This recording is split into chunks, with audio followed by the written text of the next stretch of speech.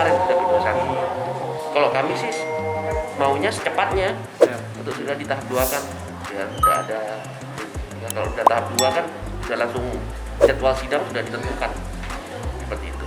Tapi sejauh ini sudah tidak ada kendala lagi kan? Sudah ada, sudah berkas sudah lengkap, sudah di P21 sehingga kami tinggal sekarang tahap 2 ke JPU seperti itu.